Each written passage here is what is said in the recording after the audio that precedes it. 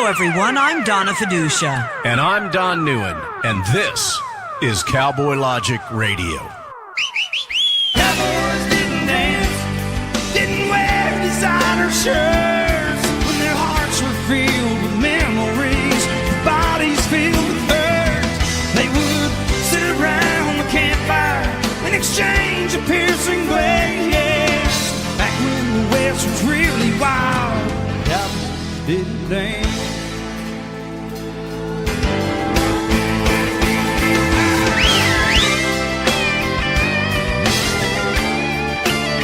This is a special edition of Cowboy Logic Radio. I'm Donna Fiducia, along with Don Neuen. And being 9/11, we feel it's necessary to honor those who lost their lives that day, their families that will never be the same, and of course the thousands more of police, fire, and emergency crews that bravely ran into those buildings and worked tirelessly for months afterwards, and who they themselves now suffer today mentally as well as physically from those terrorist attacks. We all saw those awful images from Lower Manhattan and the Pentagon and Shanksville, Pennsylvania. And my former colleagues at the Fox News Channel, Edie Hill, Brian Kilmeade, and Steve Ducey on Fox and Friends, and later Eric Shawn, Rick Leventhal, Rick Folbaum, and John Scott, among others, and the myriad of camera and crew who caught those awful images. I just feel this is something that we need to replay so you never forget. In Cowboy Logic Radio, we will never forget. And we urge you, as Americans, to please never forget as we relive that tragic day in American history. Never forget. Welcome back to Fox News. We have a very tragic alert for you right now. An incredible plane crash into the World Trade Center here at the lower tip of Manhattan. It's believed a 737 has crashed into this speculation at this point, but at least 3 floors taken out, crashed into the side of the building. Joining us right now, one of the producers with Fox Report, Owen Mugen on the scene. Owen, what do you know? What do you see? Where are you? Yeah, Brian, I'm on the roof of my building, which is about 5 blocks to the south of the World Trade Center. I'm looking right now at the World Trade Center. There's a massive gaping hole on the second tower. It's about 15 stories from the roof. It's just unbelievable to look at. There's a massive hole. It looks like something out of a movie. There's a huge hole in the side of tower number 1. Tower 1. Owen, your apartment is just a few blocks from it. Did you hear anything? I was lying in bed. All of a sudden I heard what sounded like a plane or something coming extremely low, and then we just heard this shattering explosion. I ran up to the roof and confronted by this horror. There's a gaping hole. I can see the south face, and there are flames. There are papers flying out of the windows, black flames. There are flames coming out of multiple floors. Did it sound like there is one report on one news channel here in New York City that perhaps it was a jet, perhaps a 737. When you heard the noise, did it sound like a prop job or a jet? It sounded like a jet, but from where I was, I just couldn't tell. All I know is that there was something flying through the air, and then this massive impact. Whether it was a jet, I just don't know. Listening to you right now, I hear a lot of sirens. Is that what you're hearing right now? I mean, yeah, I'm going to move to the front of my, which will. Yeah, you can just see it right now. You can see emergency vehicles carrying south on the West Side Highway, heading toward the scene. There are tons of people in the streets. There are papers, things fluttering out. I can't see any evidence of what it was that could have crashed. All I can see is just this massive, gaping hole with tons of black smoke falling out of the building. Owen, we have a satellite picture right now. There. That is it. A live picture. As you can see, this is different. This is a different perspective than we saw earlier. The plane obviously went in on one side and came out the other. There's debris all over the ground broke down through below. On part. Exactly. And as you can see, it affects perhaps 10 floors of the World Trade Center building. It is over 100 stories tall. It is the tallest structure in New York City. It is near the flight path for Newark. Right. And many times, whenever people for Newark, Kennedy, or LaGuardia, when those planes are put into rotation as they're waiting for landing, they circle around this area, which is right near the Statue of Liberty.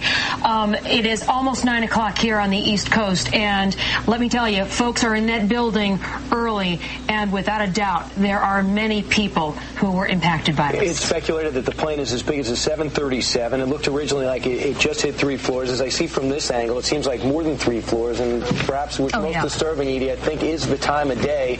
This time of morning is when people pour into that building, and it's usually next to full. Well, you got to also remember, this is near the financial district on the tip of Manhattan.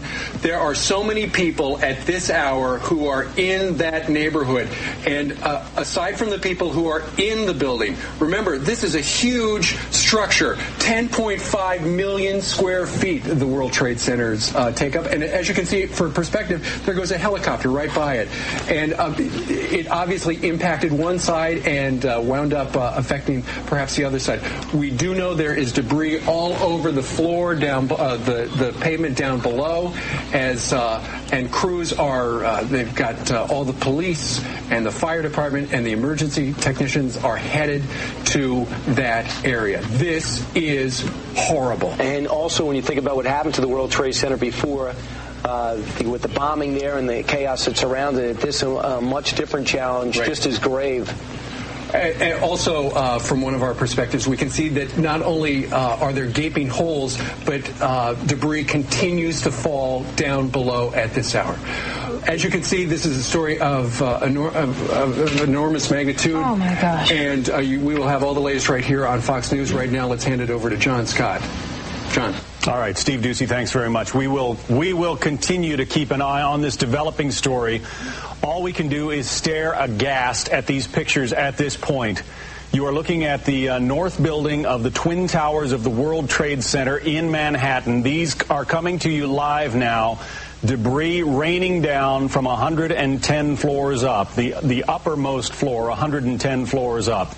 There are reports that a twin-engine plane slammed into the side of the World Trade Center. Now, something like this has happened before. Back in World War II, an Army bomber lost in the fog slammed into the upper floors of the Empire State Building. The crew of that plane was killed, but that was an accident. It happened in fog. As you can see, this is a clear blue sky day in Manhattan. If this was an accident, it would be a needle in a haystack kind of accident. One has to believe that this was deliberate, although as we are just looking at these pictures, the investigation is not even beginning yet. They are right now trying to get the injured people evacuated from those upper floors. But you can imagine this is a chaotic scene. Remember the bombing back in 1989 of the World Trade Center. That was in a more or less subterranean garage. That was an attempt, again, we're talking about 1989 now, that was an attempt to bring down the building by knocking out the support pillars. What was intended here is anyone's guess at this point. It may have been simply a suicidal pilot who wanted to make a point. We don't know. But you can see that the upper floors of the North Tower of the World Trade Center, once the tallest building in the world, very much involved in smoke and flame after a report of a plane crashing into the side of the building. We have on the phone with us Dr. Vernon Gross. He's a former investigator with the National Transportation Safety Board. Dr. Gross, have you ever seen anything like this? Well, I haven't, but I'm old enough to remember the B-25 crashing into the Empire State Building, in World War II. That, as we've said, was a fog. That was an accident, wasn't it? Fog obscured the pilot's vision? Yes, it was definitely an accident. Can you think of any reason for a pilot to slam into a building of this height on a day like today if it wasn't intentional? Well, it could have been some inattention. I wouldn't rule that out. In other words, he might have had difficulty, he might have had engine failure, he might have been with his head down in the cockpit instead of looking where he was going, and it depends also on the angle of the sun. For example, was he flying east when he hit? I don't know because I can't see the pictures. Even for light planes, there is a traffic way up the Hudson River, not very far from these buildings, isn't there? Oh, yes. The buildings are close to the river, and furthermore, you've got three major airports in the area, LaGuardia, Newark, and JFK, and it's the busiest air corridor in the world from that point of view, so he could have been confused. And there are some height limitations. In other words, the planes that fly by there, I'm talking about personal aircraft, light aircraft, and even some, I guess, commercial aircraft. I know that I've returned to the city from time to time and come in at about at a height about level with the top of the building there. Well, certainly, and you have a lot of helicopter operations in that area down at that low altitude. So is it in your view, this could have been an accident? We're not necessarily talking about a deliberate act here. I wouldn't think so immediately at all. You've got to find out why he crashed, and obviously if it's a deliberate terrorist act, then there'll be a message probably from somebody taking credit for it. But right now it sounds as though the early morning sun, we've had drivers in cars get blinded, by the sun. You could have aircraft trouble. So he could be distracted. There's a number of reasons why the aircraft might hit the building. Eyewitnesses are saying it was a small commuter plane. Again, these early reports are just coming in now from the wire services. A small commuter plane apparently hitting the side of the World Trade Center. Happened, just a few minutes ago, but you can see the smoke. The smoke tower is growing. There is quite a bit of flame inside the building. The two towers are home, at least during the day, to upwards of 50,000 workers in those 220 floors. Right. I am reminded of a couple of things that happened recently, Dr. Gross. Not long ago, within the last couple of weeks, in fact, there was a pilot who flew. There was another one. We just saw another one. We just saw another one apparently go. Another plane just flew into the second tower. This has to be deliberate, folks. Well, that would begin to say that, yeah. We just saw on live television as a second plane flew into the second tower of the World Trade Center. Now, given what has been going on around the world, some of the key suspects come to mind. Osama bin Laden. Who knows what? Eric Shawn is with us. Eric, I know you have a lot of sources at the FBI and other agencies like that. What can you tell us? Oh, first, I apologize for being out of breath because I was walking down Fifth Avenue, which is close to our studios, and I heard a jet, perhaps a 737 or a small Airbus, flying low, unusually low over Fifth Avenue, making a right. I'm not going to say that I don't know. I don't have any reports on what type of plane hit the World Trade Center, but people looked up and it made a right toward the building. John, what we just saw, though, obviously, if that indeed was a second aircraft that hit the southern tower of the World Trade Center, that obviously raises the specter of an intentional terrorist attack here, if that is indeed what we are looking at. I don't know what the reports say of what type of plane hit the tower, but I did see a jet airliner that was fairly low.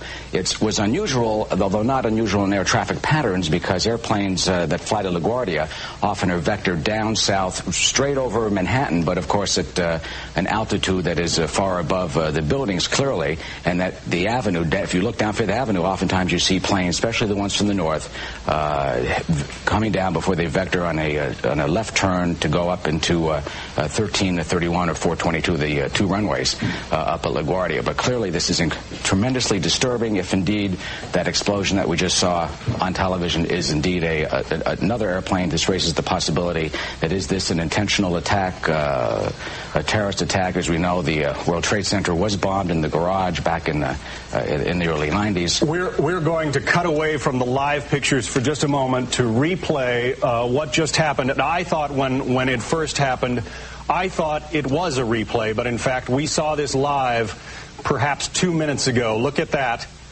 A jet plane, clearly a jet plane, a good-sized airplane, slamming into the second tower of the World Trade Center. This after a report of another plane slamming into the North Tower. Both towers now in flames. We have reports of at least 6 people killed, 1,000 injured, and clearly those numbers are going to go up. Bill Stokes is on the phone with us. He is an eyewitness to what happened. Bill, we just saw the video of the plane hitting the second tower. What did you see? Well, I got to correct you and say I wasn't exactly an eyewitness. However, I was an ear witness. I live on Thompson Street in the Village, which looks directly down to the 2 towers.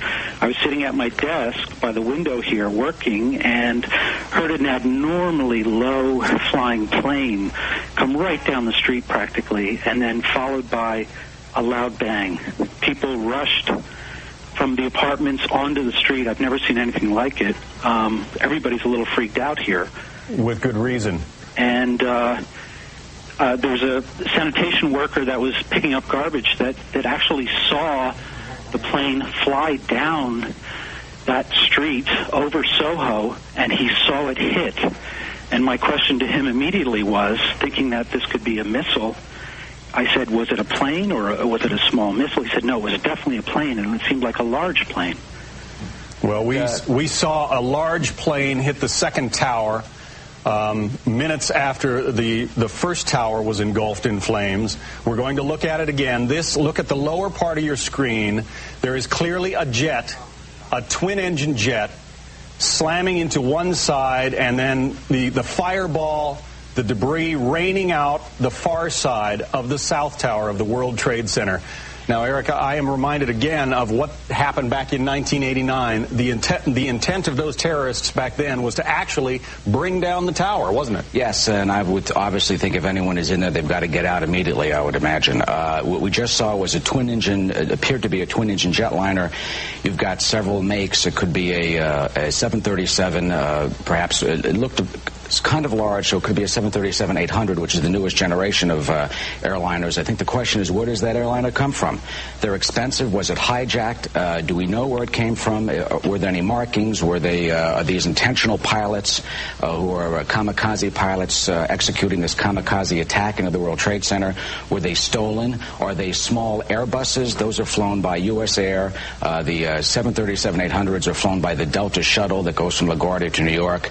You've got the one that I saw going down Fifth Avenue before it made a turn looked very white. Now, that could theoretically indicate it would be a Delta shuttle. I'm not saying it is, folks. I don't want to alarm people.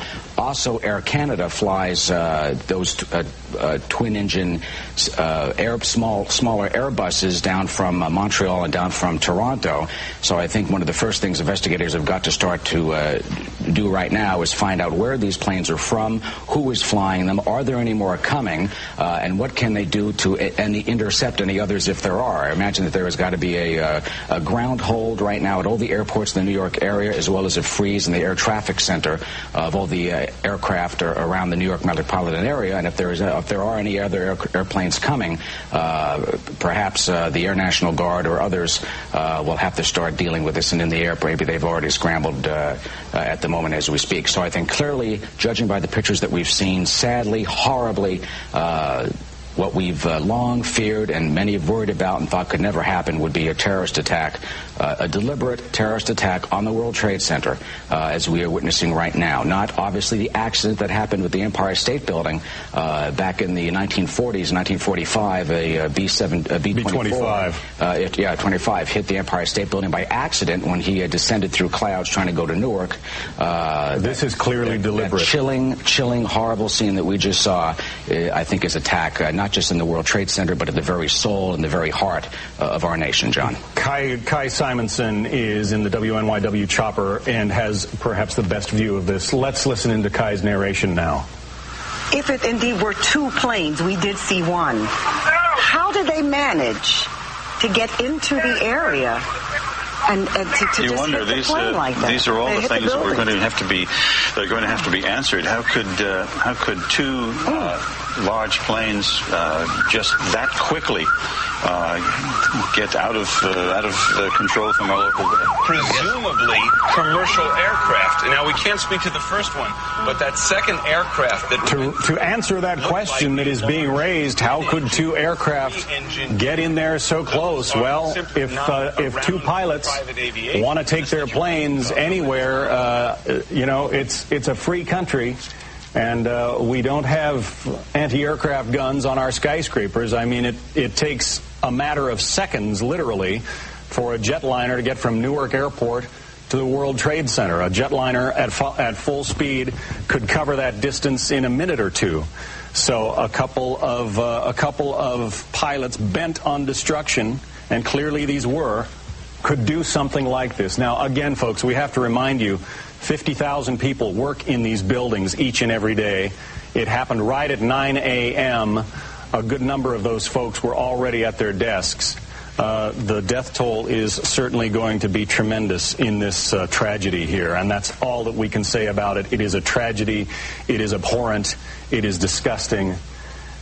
But John, you have to. I'm, wondering: are these pilots terrorists themselves? Are there terrorists in the cockpit who are holding guns to a pilot's head? Did they? I can't imagine. You can speculate completely about how this happens, because obviously it takes a lot of training and expertise to fly a complicated, sophisticated aircraft, whether it's a Boeing 737 or a smaller Airbus. These are not little Cessnas and little Pipers. So there is you have to wonder and raise what possibility there is with the type of scenario that was going on in the cockpit. All right, they are intent, whether it's the pilots or if they're hijackers, intentionally doing this. A lot of questions still to be answered. Let's listen in again to Kai Simonson from the Fox 5 chopper. The fire department and emergency services can handle both in that confined space without a tremendous death toll. No matter how much you set in place, how much you try to prepare for, until it actually happens, it's just not the same thing. Again, you're looking at a live picture of the World Trade Center, where shortly before 9 o'clock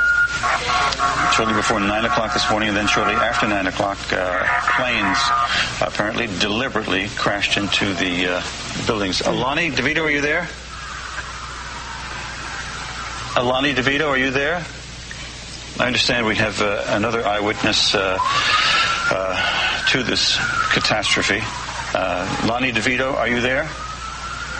Apparently we lost Lonnie, but again... This may be confusing to some people, because in a sense it is a little confusing to me. We every now and then see what looks like, I don't know if it's the bottom of a chopper that is swinging back and forth. That would be our. That is ours. That would be the rudders from our chopper every once in a while. Hey, Jim. That's right. Lonnie DeVito, are you there? I am here. Can you hear me? Yes, I can, Lonnie. Thank you. This is Jim Ryan in the studio. Can you tell us what you heard and saw when the blast took place? Right now, I was actually talking to my brother on the phone about what happened. I was on my roof and I saw something from where I am. I really can't see what it is. I saw something go into the other building, because from where I am, I could see the World Trade Center. I run downstairs and I see on the news that it looks like another fighter jet is what it looks like. And from my house, I could see all the smoke that's into Dyker Heights. I could see all of that. It's ridiculous. I can't believe all of this is happening, honestly. You say you're in Dyker Heights, yes. Lonnie? Yes. Okay. And could you hear the blast from where you were? No, I couldn't hear the blast, but I saw something, and it didn't look pretty. Exactly how I can't explain it in any other way. I'm in shock right now. All right, you are looking at live pictures, folks. This is coming to you from the southern end of Manhattan, the World Trade Center, both towers in flames, apparently hit by two separate jetliners. The FBI is now checking out reports of a hijacking just before this terrible, terrible incident occurred. It happened, the first one was hit just before 9 this morning. The second one hit a couple of minutes after 9. John Hires is an eyewitness to all of this, is on the phone with us. John, what did you see? John Hires. John, are you with us? Hi, that's Sean. All right, we lost John Hires. We have another view now of that plane slamming into the second building. Look at it. It's coming in from the side, coming low, hitting the building, about in the middle. Folks, you see the pictures. It looks like Hollywood, but this is real. The reports are, again, these are very unconfirmed. We're trying to be responsible with what we bring you here. But the reports of a hijacking of a plane coming into the FBI, a hijacking of a plane shortly before this incident took place. Now, you can imagine if a couple of trained pilots, and this would not be beyond the reach of many terrorist organizations around the world, a couple of trained pilots were to take control of one of these sophisticated jetliners. Once they're in the air, folks, they are easy to fly. And you disengage the autopilot, you can take that plane anywhere you want to go. 50,000 people or so working in those two buildings, and both now have been struck by airliners. Our Wendell Goler is at the White House, make that Sarasota. He is traveling with the president. Wendell Goler, what's the reaction from the president?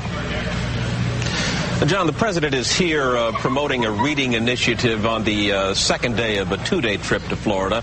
He just finished reading to some children at the Emma Booker Elementary School and was asked about the incident. He said he was aware of it and that he would have something to say about it later. His aides have been scrambling for the past 15 or 20 minutes, both to find out what is happening and to keep the president briefed as well. Mr. Bush is scheduled to address the school here and then return to the White House later in the day for a congressional barbecue at the White House. One must imagine that he may be going home a little earlier than scheduled, and that the barbecue, if it is held, will be a very somber affair. Secret Service agents are also watching the video on Fox and other television networks. All sense that this may well be a terrorist incident of some kind, and something that will certainly draw the president's involvement. We've got a report from the FBI that a 737 was hijacked very shortly before the second plane flew into the other World Trade Center tower. And as you can aware, the president, who travels with secure communication to his national security staff, is being briefed about this even as we speak. John? All right, Wendell Goler, thanks very much. Again, the reports are preliminary, and they are as awful as the pictures that you are seeing there on your screen, perhaps even more so, because it raises the prospect. Take a look now. This tape is from earlier, as you see the second jetliner, and we don't have an identification on that jetliner yet, but you see that jetliner slamming into the second tower of the World Trade Center about a couple of minutes after 9 o'clock. The New York Stock Exchange is being evacuated. This is going to cause a great deal of chaos in financial markets worldwide, to say nothing of the absolutely certain loss of life. We have a report of 6 people dead and 1,000 injured, but those numbers are certainly going to go up. The also awful part of this is if there was in fact a hijacking, one doesn't know how many people may have been on board one or both planes if, in fact, they were hijacked. Eric? The other question is, perhaps, were they in the air and hijacked? Did they come from Canada? I want to just point out that there was the plane that we just saw that crashed into the World Trade Center. It could be a 737. It could be one of the smaller Airbuses that are twin engines that are flown by Air Canada, and they obviously came down from the north. Does that mean they came from Canada? No. But let me just start raising some speculation as responsibly as I possibly can. We don't know what the security arrangements are in every airport around the country. Were these planes that happen to be parked on the tarmac? Were they in maintenance? Were they already on the ground in a taxiway in some airport before they hit? I did see one plane go down Fifth Avenue very low before it banked right toward the World Trade Center.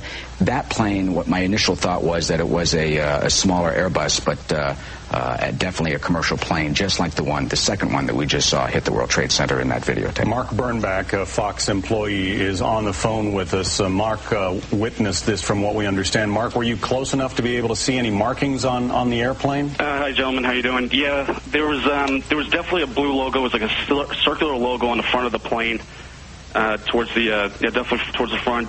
It definitely did not look like a commercial plane. I didn't see any windows on the sides, and as far as I knew when I saw it coming down, I was like, well, LaGuardia is pretty far away, and that plane is really slow, and definitely very low, and I'm completely panicked. I'm you're freaking out. I cannot believe what I just saw. We are all shaken by this. We are watching the video now back live, but the upper floors of the World Trade Center in Manhattan in flames now after apparently two large airplanes, we're talking about jetliners here, slammed into the sides right around 9 o'clock this morning.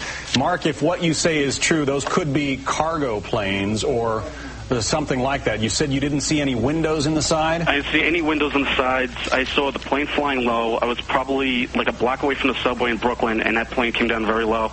And again, it was not a normal flight that I've ever seen at an airport. It was a plane that had a blue logo on the front, and it did not look like it belonged in this area, to be frankly about it. I mean, that's not an accident, in my personal opinion.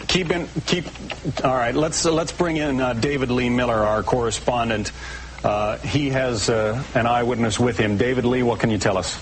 Good morning, John. I'm a few blocks from the World Trade Center right now. As you would expect, all the roadways are pretty much cut off. The only way to get near the buildings is on foot right now.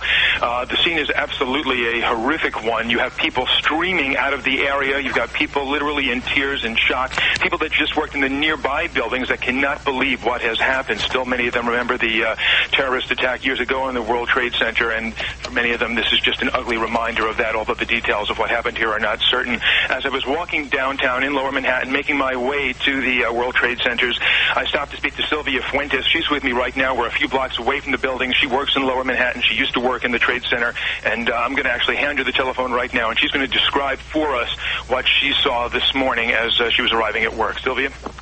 Mitchell, yes. Sean. Hi, Sylvia. Yes, Sylvia, go ahead. I was at the deli on Fulton Street, and I heard a loud rumbling, and when I walked out of the deli onto Fulton Street, I looked up in the air, and there was an airplane actually going into the World Trade Center, and flames were coming out, and smoke was just billowing in the air, and tons of people were running down Fulton Street, just running each other over, and I made my way back to my office on Water Street, and when I got upstairs, I looked out my window to see what was going on, and the Second World Trade Center just went into flames, just from 1 minute to the next. Sylvia, thanks for that eyewitness report. And once again, David Lee Miller is on the phone with us. David? I'm sorry, John, I didn't hear you. Well, I wanted to thank you for that report and for that eyewitness account of what happened. John, I think it's important to keep in mind this morning that just getting information out is a difficult thing at this time, because there are people running through the streets with their cell phones in hand, many like myself, who are unable to actually get through on the cell system. It is overloaded, and the only way for most people to communicate right now is to find a regular telephone line, because they're just literally thousands of people streaming through the streets, all of them not knowing what to do or what has happened here. Right. All right, David Lee Miller, thanks very much. Want to bring into the discussion William Daley. He is a former FBI agent. Bill, there are reports that the FBI is looking into the possibility of a plane hijacking.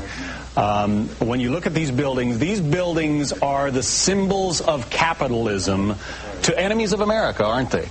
Absolutely, John. I mean, these have, as we know, were the target of the terrorist attack in this last decade. And by comparison, that explosion, as horrific as it was, certainly pales in respect to what we see happening here today. Just the thought that when I first heard the reports, by the way, and I heard that a plane had hit the top of the World Trade Center, I thought perhaps it was something that was gone awry, a small plane lost control. Certainly the worst fears of anyone in law enforcement and security is someone directly going after a building, particularly the World Trade Center. Then just a few minutes later, another plane intentionally flying into the World Trade Center just dramatizes the fact that we have a serious, I believe, a terrorist incident here. And I believe that something has happened that has caused these planes to be taken or be commandeered. We all shared in that hope, Bill, in the early going. In fact, one of our early guests from the former National Transportation Safety Board investigator was saying, hey, this could have been a pilot who was temporarily disoriented, maybe blinded by the morning sun. It has happened before. A skyscraper, the Empire State Building, was hit back in 1945 by an Army bomber. But that was in the fog. This was on a bright, clear morning. And when we saw that second plane slam into the second tower intentionally, quite clearly, you got to believe this is a terrorist attack. It doesn't seem like there would be two suicidal pilots out there who just wanted to, fly their planes into these buildings for whatever reason. A suicidal person might want to do that. Harvey Kushner is on the line with us. He's a frequent guest of ours and a terrorism expert. Harvey, is it too early to speculate about suspects? I don't want to bring up memories of the Oklahoma City bombing when people were talking about Middle Eastern terrorists. Yeah, obviously it's too early to bring that up. Who might be responsible if, in fact, it is terrorism. I mean, look, John, I couldn't conjure up a story like this. I couldn't. If I wrote a script like this with two planes, I believe there were two, will go into the Trade Center on a clear day like this, somebody laugh at me and say this is beyond bizarre. So one thinks only that this could be the most horrifically planned incident, in the annals of terrorism against the United States. Think about it. I mean, you look outside the Fox studios. Look how clear it is. I mean, how could you miss the trade towers? I mean, not just one, but two planes. Well, and it brings to mind, everybody hates those metal detectors at airports, and everybody makes passing through them almost a joke these days. But clearly, it seems that something is going to change. I guess there are many questions left to be answered about these two planes. It is certainly possible that some terrorist group somewhere bought a couple of small, relatively for them inexpensive jet transport planes for a few $1 million a piece. If you can make this kind of statement and kill as many people as are likely to be dead in this kind of scenario. John, we're talking about terrorism. No matter how this turns out, this is going to be a day that's going to live in infamy, and, it's going to cause changes in terms of, if it turns out that terrorism in terms of security like this country has never seen before, and if it just happens to be an accident, it's going to change FAA and NTSB and the whole airline industry and flight patterns over New York, especially if it's a small craft involved or if it's a 737. I think it's way beyond calling this an accident at this point, Harvey. But well, I'm trying to be incendiary. Right. I recall. I'm old enough, unfortunately, to recall incidents in which people from Middle Eastern descent were blamed for the Oklahoma City right out front. You remember that? Right, I do. And certainly, the stay away from that, which occurred with TWA 800 as well. Right. But to me, as I said to you, I couldn't conjure up a story like this, John, and I'm sure you've covered news throughout the world. This is something this is absolutely it's literally horrific. Put goosebumps for a terrorism guy like myself. It's put goosebumps on my body. We're all in that same situation. Harvey, thanks very much. Harvey Kushner is a terrorism expert. We want to go to Dr. Peter Salgo. He is not only an eyewitness, but he's now at Presbyterian Hospital working triage. Dr. Salgo, in human terms, what are we looking at here? How many injuries have you seen? We haven't seen anybody yet. This is all so new that we're all trying to figure out exactly what the response needs to be here. I know that there are meetings going on now to find out whether we should go ahead with the operating room schedule or not, what we're going to need to do if there are casualties that get up to Presbyterian Hospital with regard to the ICUs, with regard to the recovery room status. Every hospital in this city has a disaster plan. And with communications a bit disrupted, the question is really who needs to initiate the disaster plan? Where are the victims going to be transported? We're pretty far away from the World Trade Center. We're up at the George Washington Bridge, which is several miles north. Dr. Salgo, let me interrupt you for just a moment. President Bush is about to speak. He's in Florida. That was what was supposed to be a joyous event at an elementary school. Let's listen in. A difficult moment for America. Unfortunately, we'll be going back to Washington after my remarks. Secretary of Rod Pace and Lieutenant Governor will take the podium and discuss education. I do want to thank the folks here at the Booker Elementary School for their hospitality. Today, we've had a national tragedy. 2 airplanes have crashed into the World Trade Center in an apparent terrorist attack on our country. I have spoken to the Vice President, to the Governor of New York, to the Director of the FBI, and I've ordered that the full resources of the federal government go to help the victims and their families and to conduct a full-scale investigation to hunt down and to find those folks who committed this act. Terrorism against our nation will not stand. And now, if you join me in a moment of silence.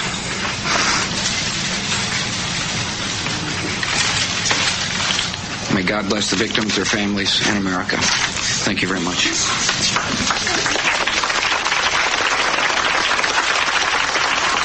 Clearly a shaken President Bush, jettisoning what were intended to be his remarks on education. Perhaps a little more education worldwide would prevent this kind of thing in the future, but we are going to be looking at an enormous death toll. 50,000 people work in those 2 buildings. They have been slammed into by airplanes. You're looking at the footage of one of the planes coming in earlier. This is the second plane, a jet aircraft hitting the World Trade Center about 2 minutes after 9, perhaps 5 minutes after 9 this morning. Rita Cosby is on the phone with us, and Rita, I understand you have a lot of new information.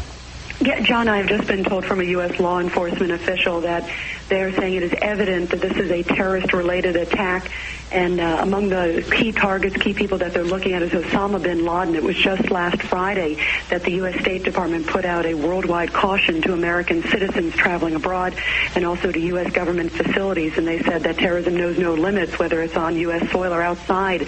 So they're certainly looking at that as a possibility. What I'm also hearing from my officials at FAA, at the Federal Aviation Administration, is that they believe the first plane may have been an American Airlines plane, a commercial jet, either a 737 or 757, and that it was a hijacked plane. This is what they believe. They're still trying to get this verified, but they did get some reports that there was an American Airlines plane that was hijacked en route from Boston to Los Angeles this morning. And they're saying that there is a strong possibility that that first plane that crashed into one of the towers, which does appear to be commercial, and looking at the video, they're saying appears to be either a 737 or 757, that apparently might have been the hijacked plane. In terms of what the second plane is, they said that does appear, as you've been reporting, John, to be a jet plane, probably a 737 twin-engine jet airplane. And those are the 2 things that are being looked at. They said at this point there was no direct threat that they were aware of any specific threat in terms of targeting the Twin Towers there in New York, but that they did have specific threats against Americans and American facilities around the world, and that's why they issued that worldwide caution. We also know that the FBI Rapid Response Team has been deployed. It is en route. Several FBI agents are already on the scene there at the Twin Towers, but they are definitely looking at this as a terrorist-related act, looking at this point not knowing who is behind it, but looking at the strong possibility that it may be Osama bin Laden, the mastermind behind the East African embassy DC bombings several years ago. Back to you, John. All right, Rita Cosby, thanks very much. I want to bring into the conversation William Daly. Bill, I know that Osama bin Laden likes airplanes, and again, we are not attributing this act to his organization, but he was implicated in a plot to blow up something like 13 airliners in 13 days or 8 in 8 days. That back in the Philippines back in the 1980s, I believe. Exactly. Airplanes have been his terrorist weapon of choice in the past. They have, because they hold for someone like a bin Laden or other terrorists. The fact that you could take a plane and within just the number of people on the plane commit such a horrendous act at one time makes an impact to the world. Combine that with what we see in front of our eyes today at the World Trade Center, and you certainly conjure up the worst possible scenario that certainly law enforcement could think of what a terrorist might do. Before we get on to, possibly bin Laden, there are certainly other terrorist groups around the world that would like to do things like this. The question would be who might be able to actually carry out such an incident, whether by sheer manpower, training, or some other device. So although he's certainly our poster boy literally for terrorism worldwide, there are other groups out there that certainly have also ill intent against the United States. But what we see before us today is, as I mentioned before, is something that in planning scenarios gets almost into the catastrophic, where it's to prevent something like this from happening. Planes fly by, John, as you may know, and I know, having traveled in and out of the city, come up down the East River by the hundreds each day, by the thousands each week, and passing by the Trade Center at rooftop level. You look down and you see the antenna, you see the windows. So this is something that even on a bad day, they fly up and down that route. Today was a perfectly clear day in New York. Even if some air traffic controllers saw those airplanes, and certainly they would have been in view of air traffic control, it might not have looked all that unusual. The first plane, which from my appearance, I saw it over Fifth Avenue heading south when I was coming to work, appeared to be a 737, or as I said, a smaller Airbus that could fit with what Rita just reported, that her sources were saying that perhaps it was a plane hijacked from Boston, which obviously is north, that is a used air route down through Manhattan before planes make a left into LaGuardia. So clearly, perhaps there may not have been an indication that something was wrong at that time. I just want to remind our viewers that the NASDAQ and the New York Stock Exchange have not opened for the day for obvious reasons. This catastrophic terrorist attack on the World Trade Center right there in the Wall Street area. The two markets have not opened for the day. No word yet on when they will open, but clearly, given this kind of turmoil, you don't want to throw the financial markets into a complete panic. John Fund from the Wall Street Journal is on the phone with us. John, were you in the area when the planes hit? I was across the street in my office building. What did you see? What did you hear? I heard an incredible sonic boom, and looked up, and there were already much smoke and flames pouring out of the building. And about 15 minutes later, of course, a second sonic boom, which of course would have been the second tower and the second plane. What about injuries, John? Well, can you tell us? The most terrible and heartrending thing about this is, about 15 minutes ago, bodies started dropping from the top floors of the tower closest to the highway. About at least 5 or 6, and it was absolutely terrible. Obviously, they had two choices: to be burned in flames or to leap and end it all. It was quite tragic. So these are people who apparently survived the initial explosion and fire and then found themselves engulfed in smoke. Yes, and they obviously had no alternatives at that point. John, I guess you just heard the explosions. You didn't get a chance to see the planes involved. No, I did not, but I looked up immediately afterwards, and of course the flames were everywhere.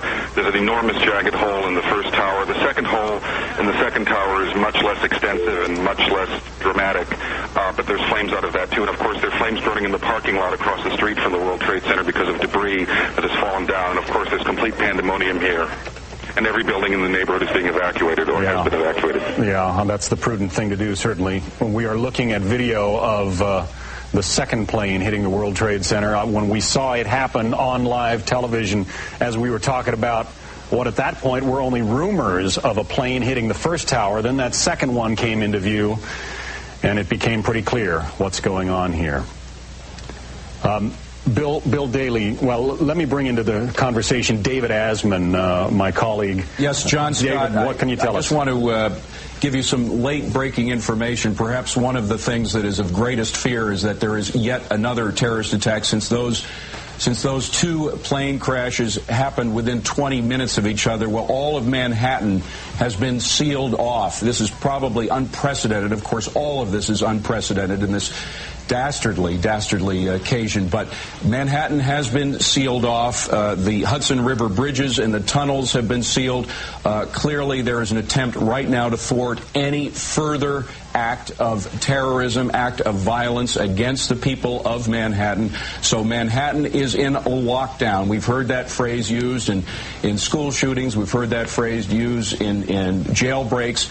I can't recall ever having that phrase used with regard to a city the size of Manhattan. But Manhattan is in a lockdown. It is sealed off. The Hudson River bridges, the tunnels, the east side, the west side, the north, the south. Of course, we are an island here in Manhattan, has been sealed off. One can only guess that the U.S. Armed Forces is now in a state of high alert to prevent any planes or any other vehicular traffic in the air from impacting anywhere in Manhattan on civilian targets. We are a city under siege right now, and the United States of America is warding off any further terrorist threats on the city of Manhattan. John? All right, David, we'll be checking with the Air Force to find out and also with the FAA to find out what's going on with the airspace in and around Manhattan.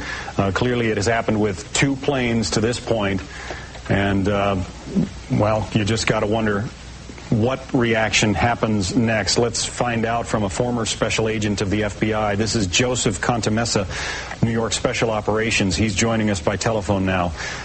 Joseph, how do you proceed from here? Well, clearly, when this particular tragedy and criminal act became clear, the FBI, as well as all of the other national security resources, are going to be pulled immediately to identify, is there any other immediate threat? Right now, I think the city is probably taking its best effort now to do a lockdown of sorts.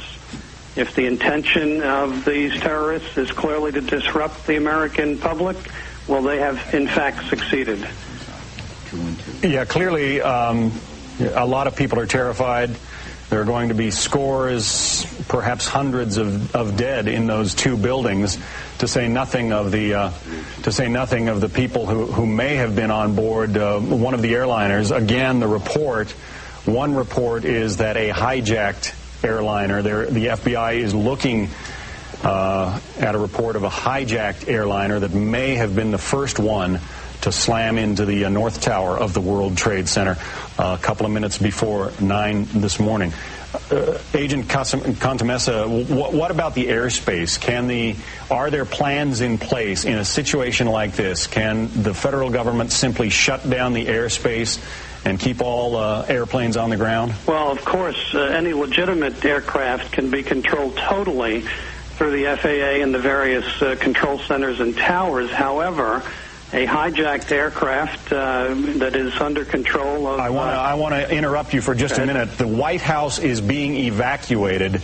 That comes to us from one of our Fox producers in Washington. The White House is being evacuated.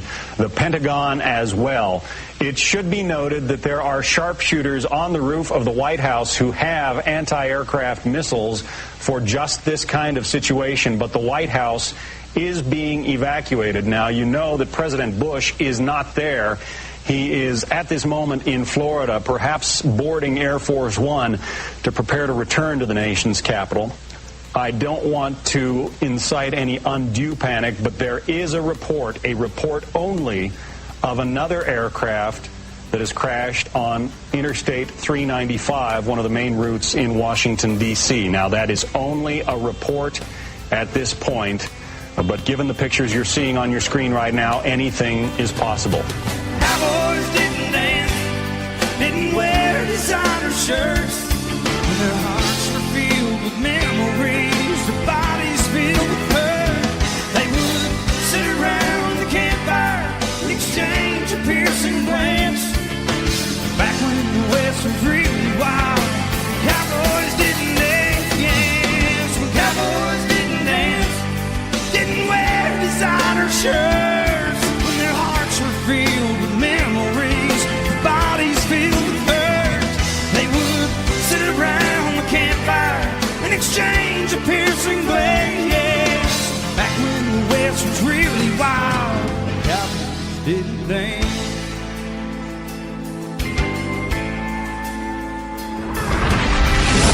out on the web at cowboylogic.us. Hello, everyone. I'm Donna Fiducia. And I'm Don Neuen. And this is Cowboy Logic Radio. Cowboys didn't dance, didn't wear designer shirts. When their hearts were filled with memories, their bodies filled with hurt. They would sit around the campfire and exchange a piercing glance. Back when the West was really wild, cowboys didn't dance.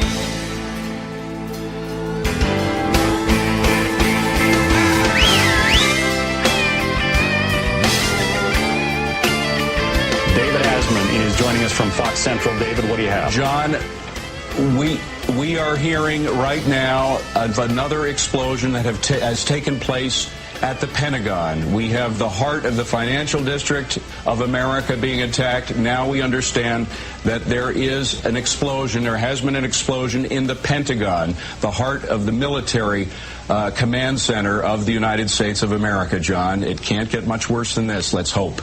Let's hope. David Asman. That would be right next to Interstate 395. So that report, the Pentagon is next to I-395, one of the main commuter highways in and out of Washington, D.C. So, David, that would fit in with this report that we had earlier. We must, as we've said before, not only have we not heard that a city is under a lockdown, but we must say we've seen schools under siege. We must say now that we are a nation under siege. Right now, we are a nation under siege. There is a terrorist attack, as you can see, at the heart of the financial capital of the world, and now one at the heart of the military command center of the United States of America, the Pentagon. Apparently, there has been an explosion. We have no further details. We don't know the extent of that, but we do have word that there's been an explosion at the Pentagon as well. And there are some smoke clouds that we can see in that is the Washington, D.C. area. You're looking at, I think that's the obviously the old executive office building in the foreground, perhaps looking out over with the White House to the left. Now we're back looking at the World Trade Center. This obviously the most public type of attack. This video shown across the world, you have to wonder if the terrorists who are responsible for this horrible act are now watching these very same pictures that we are. Well, I have a feeling they are. Brian Wilson, our Washington correspondent, is on Capitol Hill. Brian, what can you tell us? Well, I can tell you that there was no increased security around the Capitol as I made my way into the building, but in the last few minutes we have seen a great deal of action around the city. There is smoke just across the river from the White House, not that far. And as you know, in the last few minutes there are reports that the Pentagon has been evacuated and the White House is being evacuated. Clearly, you're seeing now these pictures from Washington, D.C. as we try to determine exactly what has happened there, but there was an early report of a plane perhaps going down in that area. These are early reports, and we are still struggling to confirm the information. But we can tell you that they're taking things very seriously in Washington in that they are apparently evacuating the White House and the Pentagon. Here at Capitol Hill, Laura Bush is now speaking with Ted Kennedy. A hearing that was scheduled for her to appear at has been canceled. We would be watching very carefully to see whether she is also asked to leave the Capitol and go to a safe place. Yeah, Brian Wilson, the Capitol is being evacuated, we're told, and clearly that shot that we have on our screen now, this is the Pentagon just across the river from Washington, D.C. You got to believe that it has happened again. Another large airliner, perhaps hijacked, perhaps part of some widespread plan, apparently slamming into at least the area around the Pentagon, along with the World Trade Center in Manhattan, the Twin Towers of the World Trade Center in Manhattan. The Sears Tower in Chicago is being evacuated. Clearly, authorities all over the country are trying to be prudent in this unbelievable catastrophe.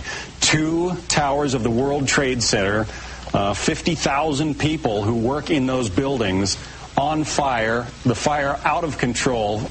Firefighters are going to take days, perhaps, to get this under control, but the Twin Towers on fire as after being slammed into by 2 jetliners earlier this morning. Bill Daly, let me bring you into the conversation. Actually, Bill, let me interrupt for just a second. Molly Falconer has some updated information for us. Molly? Molly Falconer, are you with us? All right, Bill Daly, let me go back to you for a minute. Clearly a coordinated strike. My heart is pounding. I'm sure yours is as well. What does the FBI do at this point? What does the nation's military do? Well, certainly the nation's military will be put on alert. This is no doubt about it. Is that, when in the gaming of looking at potential terrorist events, it's always the concern, as David Asman mentioned earlier, that there'll be some type of diversionary incident, and there'll be several others. And I think clearly this is what we're seeing here. The concern is that when a terrorist strikes like this, is that they're going to want to do as much as they can, as quick as they can, because before you know it, there'll be everything will be locked down, as David said, and we will be on a high state of alert. So their chance of doing something more anytime soon will be nil. The opportunity to do that. Also, just speaking from personal perspective, having worked down in the area of the World Trade Center, having been down there as recently as yesterday, I can tell you that logistically, to get people in and out of there, people who are wounded, fire rescue people, is a monumental effort, even on a good day, with traffic, with pedestrians in the area. We have the World Financial Center just literally across the street, which I'm sure has probably incurred some debris shattering upon it. It's a tremendous logistical, I would say at this point, challenge and nightmare for people who are trying to rescue, put out the fires that are being, I'm sure, fueled by the jet fuel as well as the interior of the building. We now understand that the Federal Aviation Administration is shutting down all airline takeoffs nationwide. All airliners nationwide there will be no more takeoffs, and I imagine that the planes that are in the air right now are going to be diverted to the closest airport as soon as possible, because in a situation like this, the authorities don't know where the next one might come from, the next rogue aircraft. We have seen the World Trade Center, both towers, hit by jetliners. We've seen the Pentagon apparently hit by a jetliner. Authorities want to take every precaution they can, and so all aircraft takeoffs nationwide have been stopped. You've got to think that is an indication one would suspect that this was a hijacking, or at least one of them was a hijacking, because that would indicate that they don't know if there is another plane where it'd be coming from. And one way to prevent a repeat, whether it would be a fourth attack, if that's indeed what happened out at the Pentagon. Well, and we are looking at pictures of the Pentagon area now, Eric, and it's quite clear from the smoke cloud that some enormous explosion hit there. Would the Pentagon be protected by anti-aircraft missiles such as are at the White House, believed to be at the White House roof? Perhaps this plane, that if it was a plane at the Pentagon, was heading toward the Pentagon, could it have been shot down by our military before it got there? Because that appears to be smoke from jet fuel a little bit away from the Pentagon, not on the actual building itself, as we look at this. But let me again say the plane that I saw was heading here in Manhattan. The first plane that I believe was heading south. It was above Fifth Avenue at a low altitude, which was rare, but it is a usual jet route from planes, especially planes that are vectored down from the north, whether it be from Canada or whether it be from Boston. As Rita Cosby, our colleague, had reported, there are sources telling her that perhaps it was one of the planes was a hijacked plane from Boston. We have witnesses at the Pentagon who say that a helicopter was near the Pentagon, and then there was an explosion. So again, folks, stay with us. This is all coming into us. Breaking news. You can imagine the catastrophe that we're trying to deal with here, but clearly 3 explosions, 2 at the World Trade Center, 1 outside or very near the Pentagon. Molly Falconer is at one of the New York area hospitals and has some updated information on the number of injuries. Molly? Hi, John. I'm coming to you live from downtown Manhattan, where St. Vincent's Hospital basically looks like it is under siege. There are flares out forming a block perimeter around this hospital. I watched one victim come out of an ambulance, go in on a stretcher. They look exceedingly injured, and right now there are hospital beds lined up on the street right outside the hospital, waiting with paramedics right next to them for the waves of injuries. They are obviously expecting to come in here. There's yet another one. I don't know if you can hear the sirens coming in now. New York City police officers have locked this place down with wooden barricades. More coming in on trucks right now. I'm watching lit flares get put in the asphalt here. There are hundreds of people lined up all around this hospital, and lines of people trying to get on payphones and hard lines just to get out to call into the hospital or call their loved ones. Nothing works down here. Our cell phones are down. All we can watch now are just the sirens and the paramedics on standby. The entire hospital staff. All right, we have lost Molly Falconer's connection. That would not be unusual given the fact that the World Trade Center is a hub of communications in this city, as well as being a nationwide financial link. Folks, it just bears repeating here. This is a tremendous tragedy, yes, but we are still the most powerful nation on earth. We perhaps will one day find who is responsible, and appropriate steps will be taken. They have not struck at America. They have struck at some individual places in America, but this country will go on. Let's go on to David Asman in Fox Central. David? John, as we've mentioned before, our job right now, the job of the armed forces of the United States, is to prevent any further terrorist attack.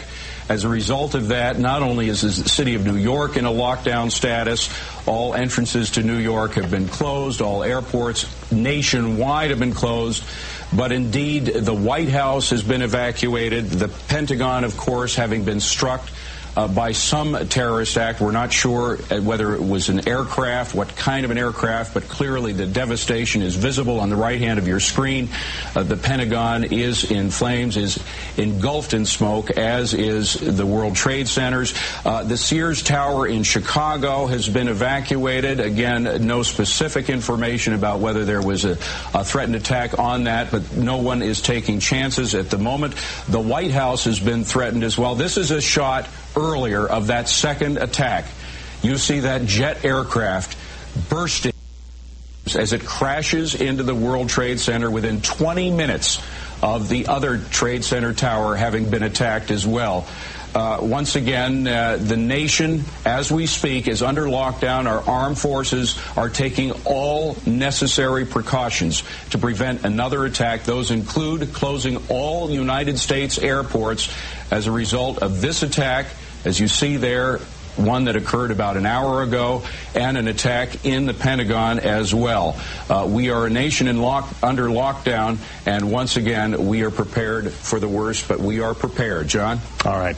David Asman, thanks very much. I want to go to our Washington managing editor, Britt Hume, who has the outlook from the nation's capital. Britt, this raises all kinds of questions about America's response, and I guess that response is not going to be immediate, is it? Well, whether it is immediate or not, the one thing I think we are seeing, John, is this series of evacuations from various buildings around Washington.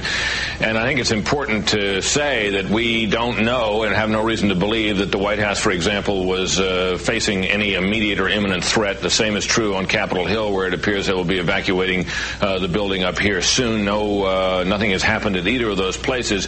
Obviously, if you put yourself in the position of officials with responsibility for any of these places, the safe move in light of what we've seen is to evacuate places, just as the safe move was for the authorities to close the airports to keep any new planes out of the sky. So I think we have a blend here of things that have really happened, which are chilling in themselves, and things that are happening out of precaution that may or may not denote any particular threat. So it's worth keeping all that in mind. As for whether there'll be any retaliatory action by the United States, obviously that's days away, and we're, if not longer, it may be a long time before we know exactly how this was orchestrated, organized, by whom, and so on. This, of course, though, John, I think this is one of these days where we can say that things will not again be the same in the United States of America. This is the kind of terrorist attack that is the nightmare that experts and others have warned about, but some of us may have thought really could not happen on such a scale. This is quite remarkable. It is that. Britt Hume in Washington, thanks very much. And I think when the investigation is all over, we will find that this was perhaps somewhat easy to pull off, but that is yet to come. Jim Angle is joining us now from Washington. Jim, what can you tell us about that fire outside the Pentagon? Jim Angle, are you with us? I can tell you first that the roads around the White House, the streets around the White House, were blocked seconds ago. Members of the Uniform Division of the Secret Service ran out to intersections and started diverting traffic. There are emergency vehicles on almost every block around the White House. The road south of the White House has also been blocked. And as you know, the White House is being evacuated. Federal employees are standing on the street corners in and around the White House, having left the building for fear of another attack. As you come into Washington from Virginia, about 2 miles from the Pentagon, you can see the smoke billowing up from the building. Huge clouds of smoke. So much so that commuters coming into town have pulled over to the side of a busy freeway, what is ordinarily a busy freeway, and are sitting, watching in amazement as the symbol of the United States Defense Establishment goes up in smoke. So there is an amazement all over Washington.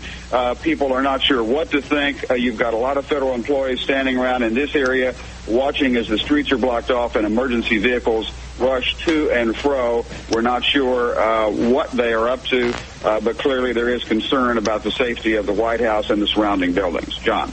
Jim, do you know anything about what kind of plane or helicopter is involved in that Pentagon incident?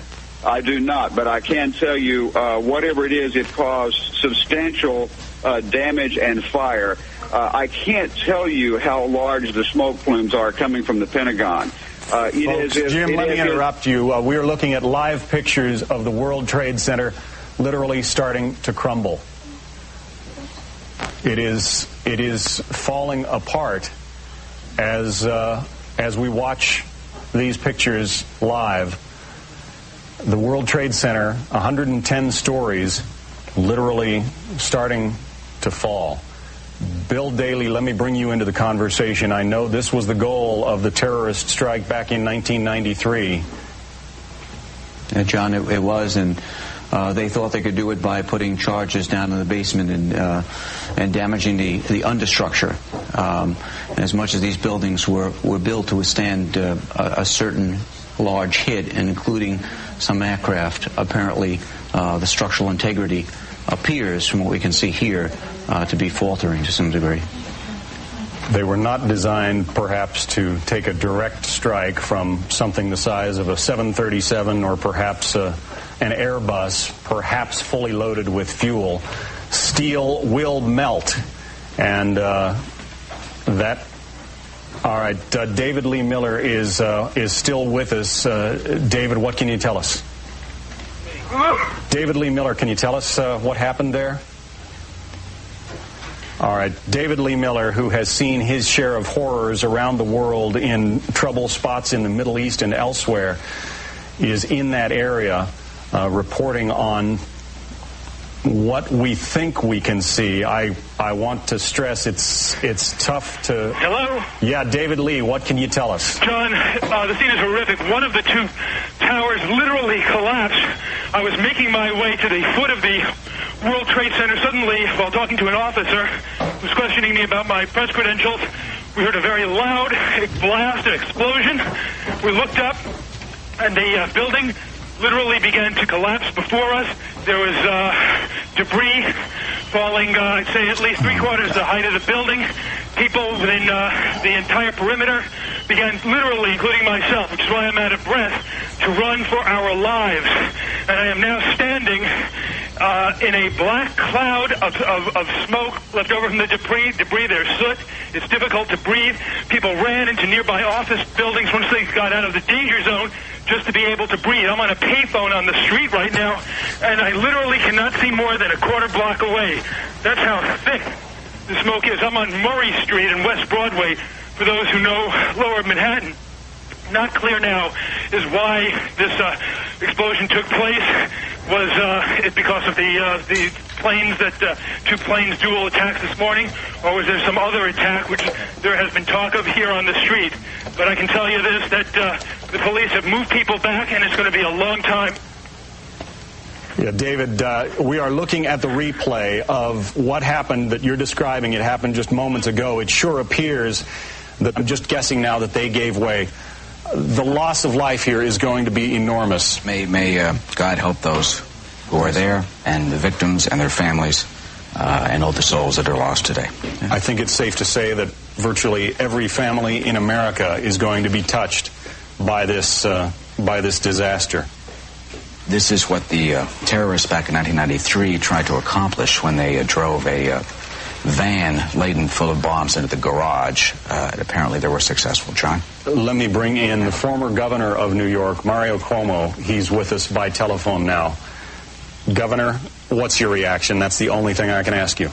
It's the same as everyone else is. Everybody now is holding their breath and measuring the extent of the tragedy as it grows from moment to moment. And that will be the story, I'm sure, for the next 24 hours, is how much damage was done. I think the longer-range story is even more terrible. The longer-range story is who did it and why. And if it were a nation, it would be easy to deal with, but it's not a nation. It'll be individual terrorists. Excuse me, Governor, can you hold on for just a second? From the tower, from right to left, I guess west to east, and everything just all of a sudden just imploded. I ran as fast as I could, went inside of a building about a block away. I stood in the building for a couple of seconds, and then all of a sudden the building started filling up with smoke. I was with a bunch of law enforcement officers. We couldn't get out of the building because everything was locked up. And then I came out, and everything was filled with ash, and it looks like I'm in a surreal movie. Do you know if it was an explosion or if it was a building collapse? To me, it sounded like an explosion. Like the building collapsed. Were there other people? There must have been a lot of people on the ground nearby when it happened. Where that happened, there was mostly law enforcement. I don't think there were many civilians there. I don't know. Don't move, Pat. How many people were when the building exploded? Over in that corner there, I don't know. There might have been 100, 150. I don't know. What's your full name, officer? Police Officer Gronowski. All right. Thanks a lot. Good luck. Folks, you're looking at live pictures on the left of your screen. On the right of your screen, the tower, one of the twin towers of the World Trade Center. There's thick ash on the ground. Lots of it. Pandemonium here a short time ago. When the building did collapse or whatever it was that happened, it was a huge explosion, a huge rumbling cloud of smoke and fire came across Church Street and then started billowing this way. And all we saw was people running in this direction. Everyone, law enforcement, people, a woman pushing a baby carriage. This is actually, we believe, debris from one of the planes that hit one of the towers on the World Trade Center. The FBI is here, as you can see. They had roped this area off. They were taking photographs and securing this area just prior to that huge explosion that we all heard and felt. We'll try and talk to some of these guys. Can you tell me what you saw, what you heard? You all right? Yeah. All right.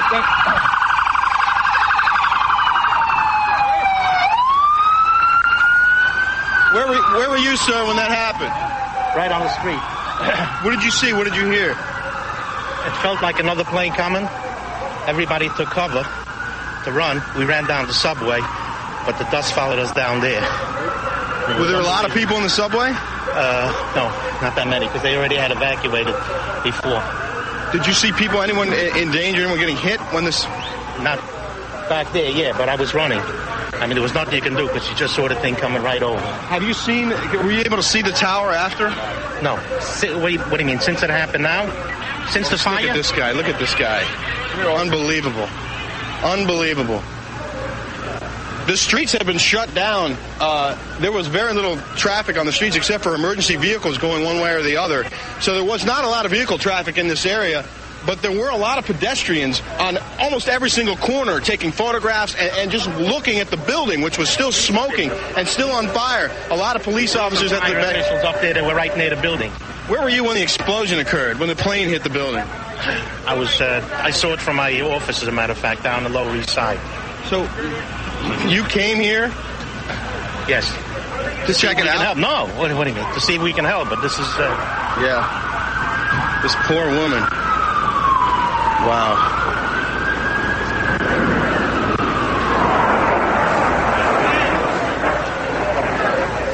Rick Leventhal is the one reporting on the ground. He's not able to hear me at this moment. But Rick... Just the sound of a plane. Star jets. All right.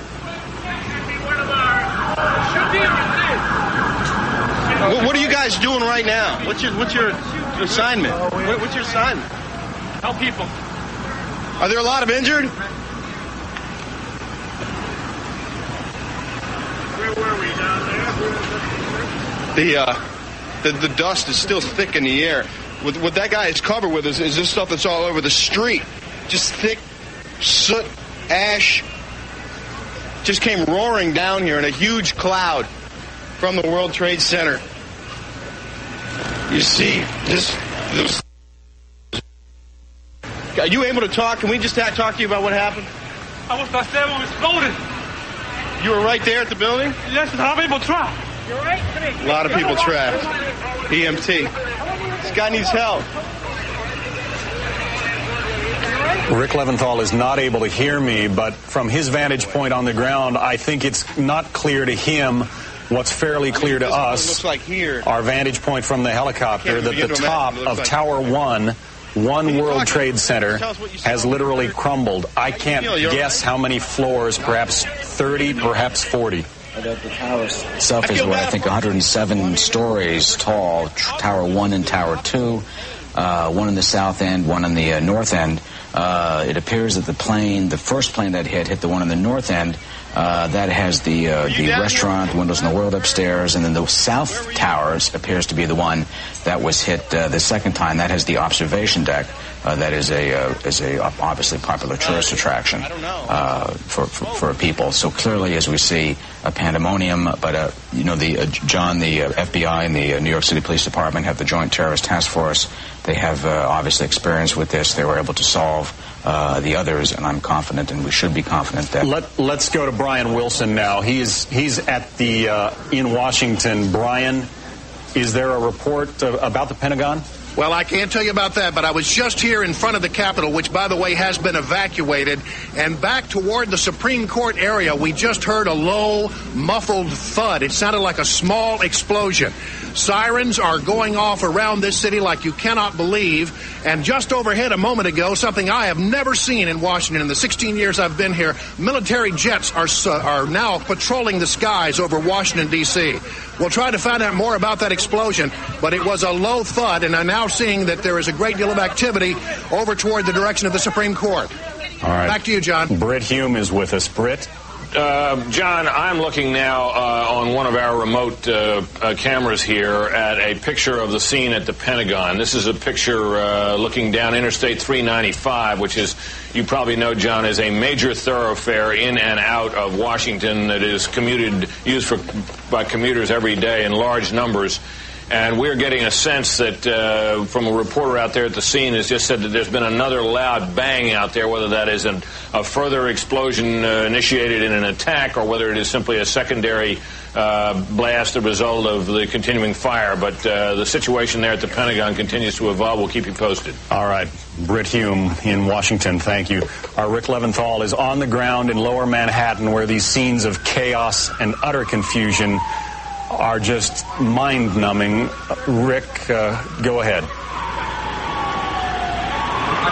Rick is not able to hear me, but this is the scene in Lower Manhattan where the upper floors of the World Trade Center, Tower 1, apparently have completely collapsed. 5 blocks from the World Trade Center, and we were standing here when there was some sort of collapse or explosion, and everyone started running in this direction. Police officers, pedestrians, EMTs, everybody came running this way. I saw a woman pushing a baby carriage, running for her life, and right behind them was a huge cloud of billowing smoke and ash and debris coming this way. The smoke has obviously cleared somewhat. Ma'am, she's with DCPI. Can you talk to us for just a second? Bring us up to speed. Obviously, people have their hands full out here. It's not easy getting anyone to talk. Yeah, tell me where you were. What happened? What did you see? What did you hear? First, I went on Canal Street. I saw the fire. I saw the two buildings. I think it was a bomb because two of them. Anyway, when I got there, I tried to save people because I'm a doctor. When I tried to save people, in the moment we heard a big explosion coming down. Everything just went black. Everything came down, glass started popping. People got hurt. Stuff went on top of them. And it was a big explosion. Everything got dark, real dark, like snow. You can see behind me, this is not snow. This is all from the building. It was a terrible nightmare. Where exactly were you standing when this happened? I was standing right in front of the World Trade Center. So you were down the block here? Right there in the middle. Right, yeah. Did you get hurt at all? No, not me. Did you see anyone around you getting caught up in it? Yeah, I was with the firemen. We got hurt. We all went inside to this dark. We was inside the building when everything happened, but we came out alive. What's your name? My name is Dr. Angel. Were you able to assist anyone before this happened? Yes, I did. I help a lot of patients. A lot of them. Well, there are a lot more people that need help now. If you're capable, maybe you should... yes, I'm going to go back. I lost my ID, but I try to go back. Yeah. All right. Well, thanks a lot for talking to us. All right. That's what Rick Leventhal has for us down in Lower Manhattan, where chaos and utter confusion reigns. This is clearly a national catastrophe. There will be some response from the White House. Let's go to Wendell Goler, who was traveling with the president in Sarasota, Florida, and find out what the latest is there. Wendell? John, the president left Sarasota, Florida. Air Force One took off just a short while ago. Mr. Bush returning to Washington to convene a meeting of his national security advisors, including the vice president, the heads of the CIA, the National Security Agency, and the FBI, and also New York Governor Pataki.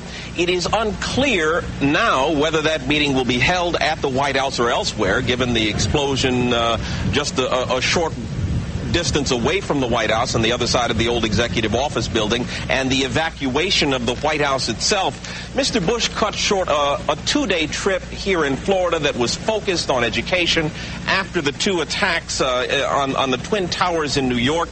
He was briefed by his national security advisor, Condoleezza Rice, who phoned him after the first attack. Mr. Bush was actually reading to some children when the second attack occurred. Chief of Staff Andy Card interrupted him, told him about the attack. It was clear at that point we were dealing with terrorists. Mr. Bush cut short his trip and flew back to Washington. John? All right, Wendell Goler, thank you. Just wanted to update you that some of the hospitals in New York are already at capacity, not accepting any new patients. There could be tens of thousands of injuries. Let's listen into what Rick Leventhal is learning down in Lower Manhattan. We're lying down, and then I looked up and I saw this huge plume of smoke and the tower just crumbling, and it just turned into a huge plume of smoke. And next thing you know, there's smoke in one tower, and that's what we're seeing right here. So, and obviously there's people are worried about the press agents and everybody else that went the other way, so everybody wants it this way. When you saw this collapse taking place, could you see if there were a lot of people on the ground near the building as it was happening? I was further north than you were, but I was dead looking at 6th Avenue, the view you see of both towers as you come down 6th Avenue. Right. So, and then most of this fallout stops about 4 blocks back.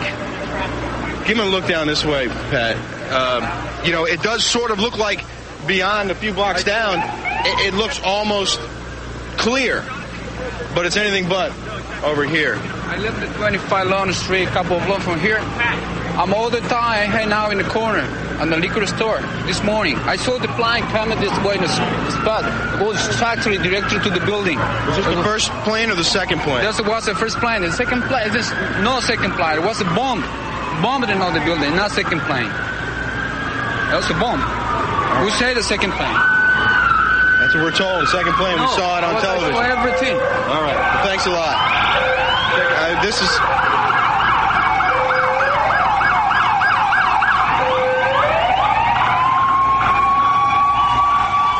In case you're just joining us, this is the aftermath of a horrific event that began unfolding about an hour and 20 minutes ago.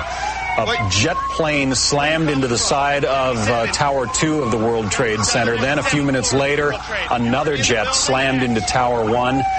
The second Tower 1, I should say, the upper floors have collapsed. They're absolutely gone. I was in the restroom. There was a big shaking. Some of the ceilings collapsed. Looks like there was a fire in the elevator shafts. And Just they brought everyone down and started bringing everybody down the stairs. So you came down from the 77th floor. 77th floor, down the stairs. Down the stairs. Yes. What was happening around you? People screaming? No, people were pretty calm. When we got down to 6th floor, there was like another shake or another explosion. Everyone started panicking, but everybody was really calm, and the police and firemen were very helpful. Which of the 2 towers were you in? One. We're Trade Center 1. All right. And when you got to the ground, then what? It's just like rubble and dust, like inches thick, and like paper everywhere, and they just moved us out. How many people do you think were in the building on the floors that were affected? What do you think? I mean, I'm one office out of 20 on that floor, so I have no idea. How far above you or below you was the impact? I think it was above us. I don't know how many floors. We saw it on TV, but I don't know. What's the first thing you thought when you heard it? Had to call my wife. Did you? Were you able to? Yeah, I got through a phone line. I called her. I'm talking to you because I'm hoping she's watching so she knows I'm okay. What's your name? My name is Matthew Guard. Folks, clearly America is under attack. We can only hope that it's over, at least for now. Our David Schuster is in Washington, where there have been 1, perhaps 2 explosions at the Pentagon. David, what can you tell us? John, I'm actually in our office here at the Pentagon, and according to counterintelligence sources, they confirmed that it was a plane that crashed into the south end of the Pentagon near the helipad.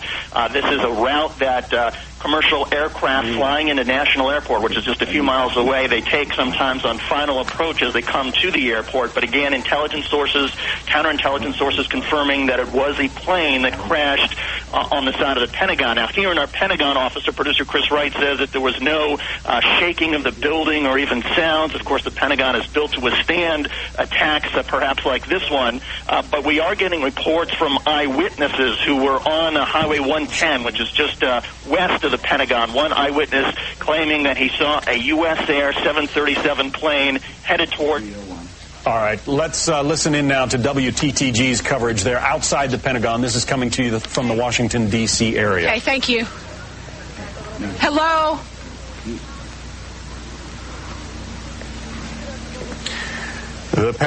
The Pentagon, the world's largest office building, being evacuated. Britt Hume, our Washington managing editor, is still with us. Britt, go ahead. Well, John, what you're seeing there is the interstate, or the Route 395, used to be known as the Shirley Highway, that comes up into Washington, as I mentioned earlier, a familiar commuter route. And what you're seeing there are the military personnel evacuating the building. Some, as you know, as we noted just a minute ago, or as you could see just a minute ago, were on the run. Now, we have, John, from sources, intelligence sources, what may be a claim of responsibility here. Now, I want to caution you before I note this, that at times like these, all sorts of claims are made. So this needs to be treated with some caution. But some intelligence sources are now saying that the Democratic Front for the Liberation of Palestine is claiming credit. In the meantime, however, the Israeli government is said by sources to believe that Osama bin Laden is responsible for the operation, and those two organizations are related, but they are not exactly the same. I suspect, John, before all is said and done, we will hear more on that aspect of all this, but obviously that is something that we're all keeping an eye on to see if some kind of authenticatable or credible claim of responsibility for these astonishing attacks is made that we can believe. Again, you're looking again at the interstate road, Route 395 that runs down past the Pentagon.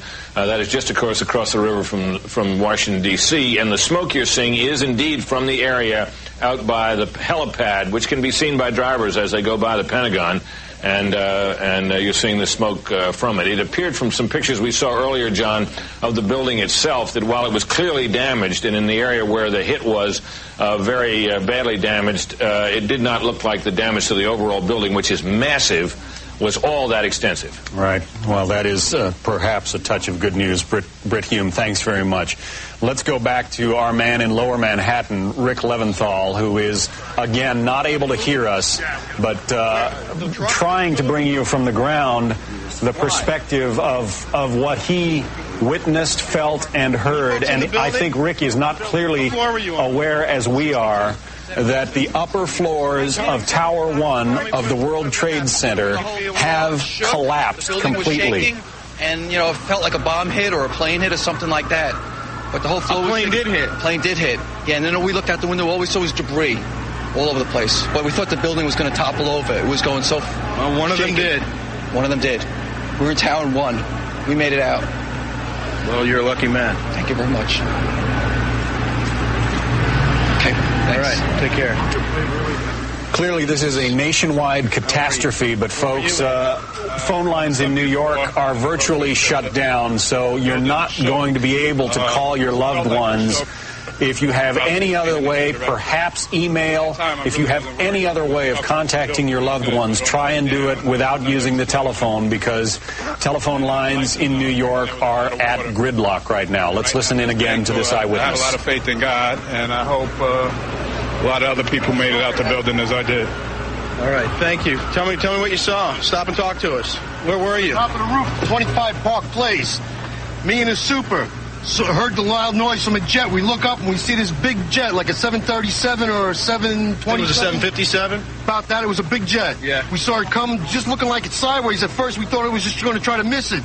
Bang! Right into the middle of it, like around the 70th floor. And then half hour later, we see the second one bang into it. We're on the roof of it. We're a block away. I mean... What's going through your mind when you see this happen? You see bodies flying out of the sky and you can't do nothing about it. You tell me. You tell me what you think. I mean, my heart's in my mouth. I mean, I pray for these people. There's no words to describe what's going on out there. I mean, you see bodies just coming a half hour later, still coming out of the goddamn sky. Devastating. Devastating. I can't imagine anything worse than this. There's got to be... I can't imagine. You know, everybody on the plane must have died. The floor, I got friends of mine on 104th floor, friends on other buildings. I just spoke to one of my friends a half hour prior to that, getting ready to go upstairs to go to work. It's devastating. I mean, I've seen a lot of construction accidents. I've seen a lot of bad things happen. I've never seen a jet fall out of the sky into a building, no less once, but twice. Devastating. I want to bring into the conversation General Al Haig, the former Secretary of State. General Haig, at a time like this, how does America respond prudently, with the proper amount of caution, and yet with whatever force needs to be applied? Well, first we have to know the full limits of this tragedy, and it's unprecedented, of course. But we have to stay above all united and calm and ready to take resolute action, which sometimes we have failed to do in the recent past.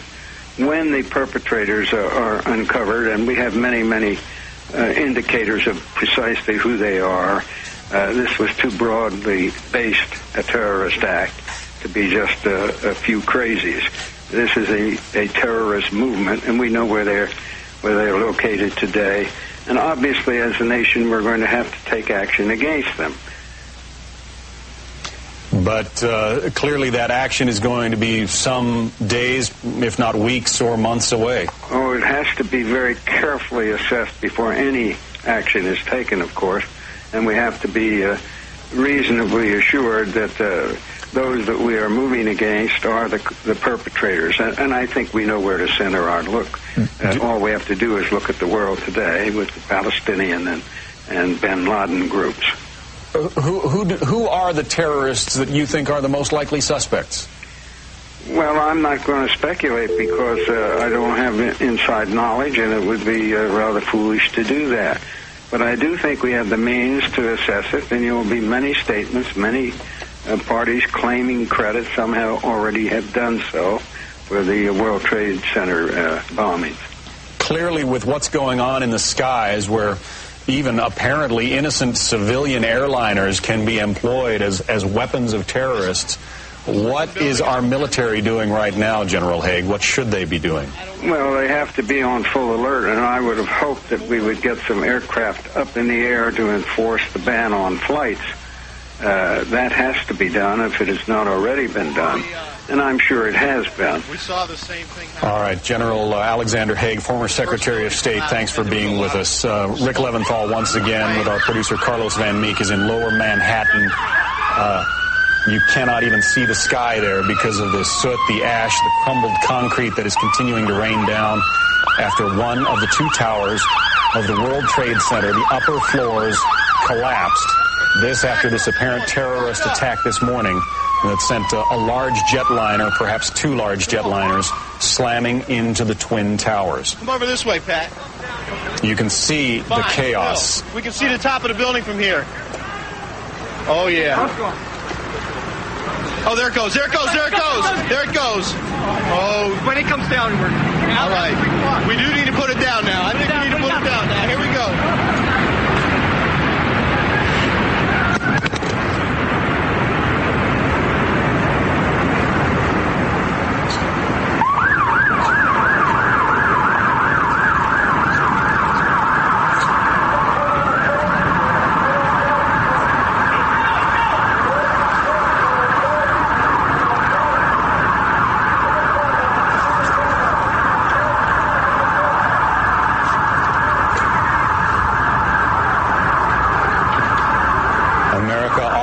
Prayer.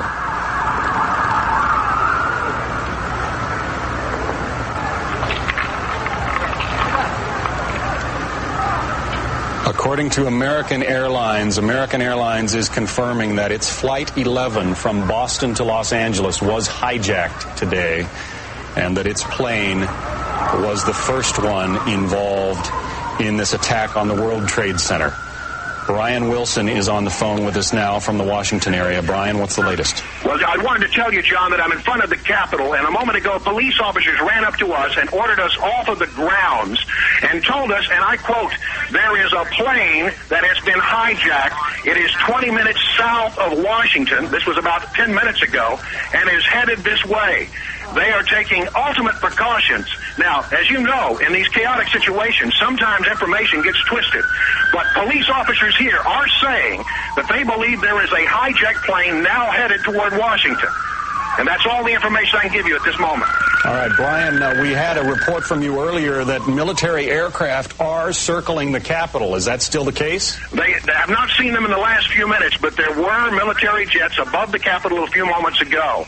Of course, you know, John, this has been the nightmare scenario for security experts in Washington, that many of the buildings in Washington, very visible from the air, are very vulnerable. In fact, the flight path to National Airport runs literally 6 blocks from the White House. So this has always been a big concern. But again, to repeat the information that I have here, Capitol Police have completely evacuated the grounds of the Capitol, and they have told us, quote, there is a plane that's been hijacked. It is south of Washington, headed this way. Now, the reliability of the information I cannot give you, but that's what police have told us. All right, Brian Wilson, thank you, and let us know if you come up with any new information. It is hard to describe, folks. The pictures show what has happened in Lower Manhattan, but we don't have a handle yet on the devastation. I remind you again that there are perhaps 50,000 people who work in the World Trade Centers, the two towers, and those towers are virtually gone now after this apparent terrorist strike earlier this morning. How many of those 50,000 people they were able to get out, we don't yet know. That is the heart of not just the financial district, but many national, international corporations. I mean, look at that smoke. The dust, that plume that has just engulfed blocks and blocks of Lower Manhattan. You have the Wall Street Journal down there, many corporations and offices. So I think we must say a prayer, and our heart certainly goes out to everyone who is there right at this moment, as well as the New York City Emergency Command Center is at the foot of the World Trade Center. I think it is, John, important for us to take a moment to say a prayer. Remember these people and hope that God gives us grace. And take a look at the poignant picture you see there. The Statue of Liberty, folks, is still standing, and I think that's important to remember at a time like this. The World Trade Center has collapsed, and the casualty figure we cannot even begin to guess at this point. Our David Lee Miller is with us, we're glad to know, from the City Hall area. David Lee, what can you tell us? John, just seconds ago there was a huge explosion, and it appears right now the second World Trade Tower has just collapsed. The debris and the smoke is so thick where I am that, again, you cannot see the World Trade Center even though we're just a few blocks away. But it appears the entire building has collapsed. People are literally running through the streets. They are running from Center Street in Lower Manhattan, trying to get away from the smoke, which is absolutely choking. It is difficult to breathe. There are people in front of me wearing gas masks. The cell phone service is virtually non-existent. There are lines of people to use the few payphones that are available, and people are literally hysterical in the streets, worried about loved ones who were in these two buildings. Moments before the building collapsed, I was outside, and after the first collapse, the authorities began to move people away from the perimeter. They feared that the second building would collapse. They warned people of that, and they began to push people away, including reporters, including myself. And right now, there's nothing here but shock on the streets of Lower Manhattan. John? All right, David Lee, stay safe. We are looking now at pictures, this of the second of the two World Trade Center towers collapsing after that awful event. Let's just recap what's happened so far today. Two planes, one of them at least apparently hijacked, an American Airlines plane, slammed into the side of the World Trade Center a little before 9 a.m. Then, as we watch now this picture, a second plane slammed into the second tower of the World Trade Center. That tower collapsed first. It burned for a while and then collapsed. And you can see these pictures as that tower collapses. Not long ago, the second of the two towers collapsed. Now, again, there are perhaps 50,000 people who work in these buildings on any given day. Not all of them would have been at work yet, but clearly a great and monumental loss of life. Also in Washington, the Pentagon has been under attack. At least one plane slammed into the Pentagon. David Schuster is an eyewitness to that, and is joining us now. David? John, the Pentagon is now being evacuated. You may be able to hear some of the sirens that are going off in the Pentagon. There's smoke billowing down the hallway. Eyewitnesses describe a U.S. Air 737 plane on what seemed to be headed towards National Airport at approximately 9:40 this morning when it then crashed into the south end of the Pentagon. The eyewitnesses describe a huge ball of fire, the plane apparently hitting by the helipad, which is near Highway 110 and Highway 395, the main arteries into the city. There have been unconfirmed reports of second explosions here at the Pentagon. We have not confirmed that, but again, the counterintelligence sources confirming that it was a commercial aircraft apparently hijacked that crashed into the Pentagon. The building has been evacuated. There are reports of safety precautions being taken at the Central Intelligence Agency, at the National Security Agency. Capitol Hill has been evacuated. The White House has been evacuated. But here at the Pentagon, I was actually in a taxi cab on Highway 110 when suddenly smoke started billowing out of the Pentagon. Very quickly, you heard ambulances and fire trucks headed that direction. Chris Wright, our producer at the Pentagon, who is on the northern side of the Pentagon, says he could not hear the explosion or feel any aftershocks or anything. Obviously, the Pentagon, a very large building meant to withstand terrorist attacks or any sort of other attack. But again, eyewitnesses describing a U.S. Air 737 crashing into the Pentagon at approximately 9:40 this morning. The Pentagon, except for some personnel, the Pentagon being evacuated. We can actually smell some of the smoke now in the hallways here on the north side. Cowboys didn't dance, didn't wear designer shirts. Their hearts were filled with memories, their bodies filled with hurt. They would sit around the campfire and exchange a piercing glance. Back when the West was really wild, cowboys didn't dance. When cowboys didn't dance, didn't wear designer shirts. When their hearts were filled with memories, their bodies filled with hurt. They would sit around the campfire and exchange a piercing glance. Back when the West was really wild, cowboys didn't dance.